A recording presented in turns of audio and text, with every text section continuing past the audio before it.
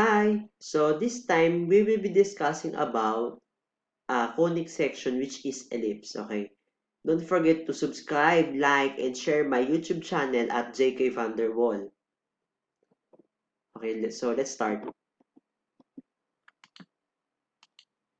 So we have the definition of ellipse. So an ellipse is a locus of points such that the sum of distances between two fixed points called the foci is always the same or constant.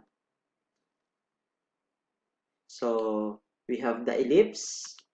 The two foci is always the same or constant. So we have the axis that runs through the longer part of the ellipse is called the major axis. The points at the ends of the major axis are called the vertices. The axis that runs through the shorter part of the ellipse is called the minor axis, while the points at the end of the minor axis are called the covertices. So let's have the different parts. So the foci or the focus is the fixed point. So vertices, the endpoints of the ellipse. Directrix is a fixed line outside the ellipse. You have also the major axis. The major axis is a longer chord passing through the focus or foci and the center. And you also have the minor axis, which is shorter chord perpendicular to the major axis passing through the center. So we have the parts. So we have the focus one or the foci, the two focus on the foci. So you have the latus rectum. The distance of the first half of latus rectum is b squared over a, and the total distance of a latus rectum is 2b squared over a, or the latera recta for plural. You also have the b1 and b2, the minor axis. Then you have the center is C. Then you have the covertices or the vertices. Then you also have the directrix. Then you also have the distance of focus 1 to center is C. And you also have the distance from the center to B1 or the minor axis is B. And the distance from the vertex to the center is A, or the major axis. For ellipse, so all you need to remember the c squared equal to a squared minus b squared for the right triangle part of the ellipse. So we can also state that c squared equal to a squared minus b squared. Or you can also rewrite this in form of a squared equal to b squared plus c squared. So, the right triangle Pythagorean theorem. So, let's have the general form of equation of ellipse. So, the general equation form, which is ax squared plus by squared plus cx plus dy plus e equated to 0, where a and b have the same signs. We have also the horizontal major axis. So, the center at 0, 0, you have x squared over a squared plus y squared over b squared equal to 1. Whereas, for the center is at hk, you also have quantity x minus h squared over a squared plus quantity y minus h squared over b squared equal to 1. Then you also have the vertical. You also have the vertical major axis. The center is at 0, 0. Y squared over a squared plus x squared over b squared equal to 1.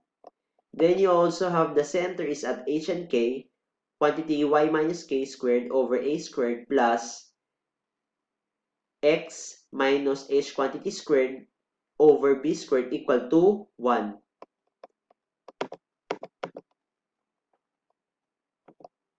You also have the vertical directrix. So the vertical directrix, center at 0, 0, x equal to plus minus a squared over c. And for the h and k, x equal to h plus minus a squared over c. Then you also have the horizontal directrix. You have center is at 0, 0, y equal to plus minus a squared over c. And how about for center at h and k? So y is equal to k plus minus a squared plus c. A squared over c. Then you have to sketch and graph the following ellipse. So number 1, x squared over 100 plus y squared over 64 equal to 1. So you need to locate the center, the vertex 1, the vertex 2. You have the focus 1, the foci. Focus 1, focus 2. You also have the B1, B2, latus rectum 1 and 2. Then you also have the directrix. Remember, the graph of x squared over 100 plus y squared over 64 equal to 1 is a horizontal major axis. The center at 0, 0. So, then we're going to locate the points for B1 and B2. So, you have B equal to 8. Remember, A is equal to 100. A squared is equal to 100. Then you also have B squared equal to 64. So, get the square root. So, you have A is equal to plus minus 10. You also have B equal to plus minus 8. So, you have the B plus minus 8. So, from the center, since this is a major horizontal axis, the horizontal major axis, so the movement will be going upward. Then, the second part will be going downward. How about for the vertex? The vertex is A plus minus 10. So you have the vertex is at, so you have to the left and to the right of your center. So you have 10 and 0. And you also have negative 10 and 0. Then how about for the focus? Since you have already A and B, remember you're going to use the Pythagorean theorem. So the Pythagorean formula, which is the A squared plus B squared equal to C squared. So you have to determine the value of C in which C equal to plus minus 6. Then you also have the focus 1 and the focus 2, the foci, the 6, 0, and the counterpart is negative 6, 0. How about the latus rectum? So, remember, the latus rectum is also collinear with the focus, the point of focus. So, the formula for latus rectum, remember, equal to b squared over a.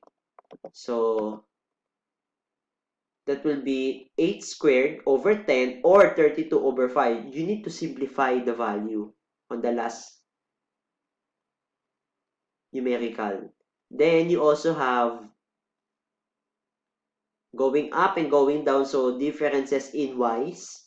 So all of them, all you need to do is copy the excess here for the latus rectum. So all you need is the y's, the differences in y's. So you have the latus rectum, 32 over 5, and the other side is negative 32 over 5. How about for the second part of the latus rectum? So you have 32 over 5. Then you also have negative 32 over 5. Then how about the directrix? The directrix is equal to a squared over c. Remember, 100 over 6 or simplify as 50 over 3. Then how does the graph looks like? Remember a while ago, you have the center at 0, 0. You also have the focus at -6, 0, and you also have 6, 0, and you have the vertex is at -10 and 0 and 10 and 0. Then you also have the minor axis, your B1 and B2, your 8, 0 and 8. Then you also have 0 and -8. Then the latus rectum is collinear with your focus. And your directrix is on this side. So, okay, so let's next. We have number 2, x minus 3 quantity squared over 100 plus y minus 4 quantity squared over 36 equal to 1. Okay, so we need to locate the center, vertex 1, vertex 2, focus 1, focus 2, B1 and B2. You also have the latus rectum 1 and 2, and the directrix.